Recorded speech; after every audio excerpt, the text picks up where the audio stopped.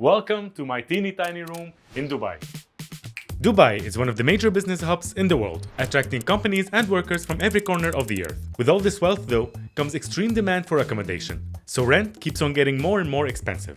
When I first moved here, I barely had any money, yet I needed a place to stay, so I found this little room in a shared apartment. I shared a kitchen and a toilet with strangers, but the room is my own. Now I thought I'm only staying here for a few months until I get enough money to move out. But 3 years later, the room looks nothing like it used to, because of 5 simple design rules that completely changed how this tiny space works. So let me show you what it looks like today.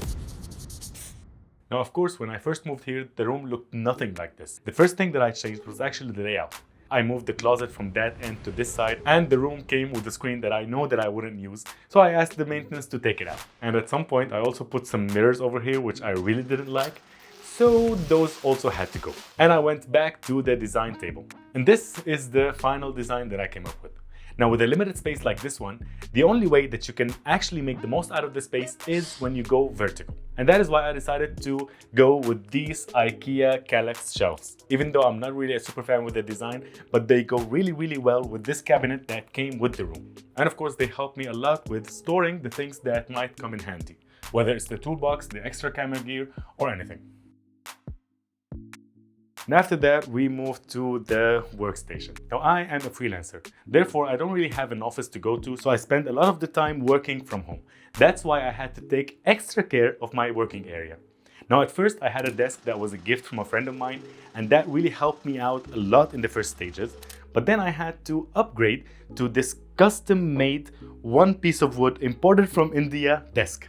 Now I tell you, I paid so much money for that, but it is definitely worth every penny. And design rule number 2 is everything has a place. Or the way that I like to think about it is organized chaos. And that's why I added these pegboards that have everything that I might need at an arm's reach. Whether it was hard drives that I use on a daily basis, or these hooks that I put my keys on, or the perfumes that I put on while leaving. And of course different notes and to-do lists, in addition to a few fun stuff like these plants, and I don't even know what this is, but it was a gift from a friend of mine, so deal with him. And of course you need some additional lighting to the workspace. Now next to the desk I have this little filming corner, starting with the light, which I actually use as a main light in this room when I'm not really filming. But when I'm filming, all I have to do is just pull it down and fix it. And I also have a fixed tripod there with the proper angle that looks something like this. Hi, this is the angle that I'm talking about, with this exact background and everything in between. Now back to the video. And behind this whole setup, I added these acoustic panels that would hopefully help me with the echo in this room, because this room tends to be echoey. And of course, this is a bedroom, so this is my little bed. Nothing fancy here. What's really nice about this corner is the gallery wall. It started out with a few paintings, and then the collection grew little by little. Whether it was an art piece that was literally made in this teeny tiny room, things that I made myself, gifts from friends, or random games that I'm designing, which hopefully you're gonna see way more of on this channel, or my different collections, the stickers game, my pins collection, or my little collection of guitar picks. Speaking of that, we moved to the guitar section, or the musical section. Now this used to be a moving cart that I also got from IKEA. However, I removed the wheels and played around with the shelf layout to make it as just shelves so I can put this plant on and my amplifier. One little trick that I really like about this corner is this little guitar picks holder, if I wanted to just pick up the guitar and start playing. Even though it's extremely easy to do so, I'm rarely practicing the guitar. I don't know if you have noticed so far, but I almost have nothing plastic in this room. Now, while designing this room, there are a few rules that I follow extremely strictly. One of them is the material.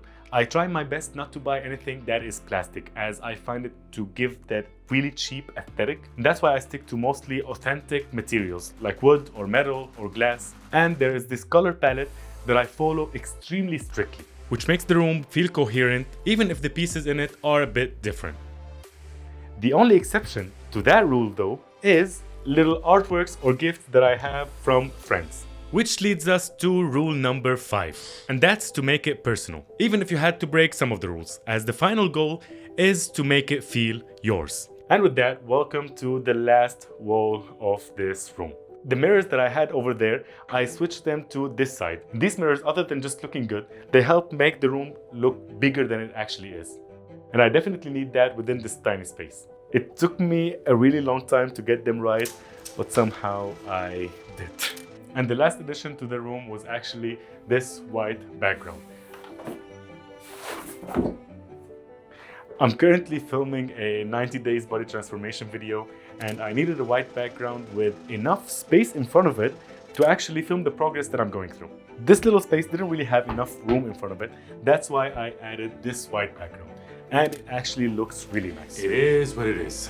Even with a small room like this one, if you figure out your needs, make smart design choices, and of course add some personalized touches, you can make a small space feel like a home that you go back to and spend time in.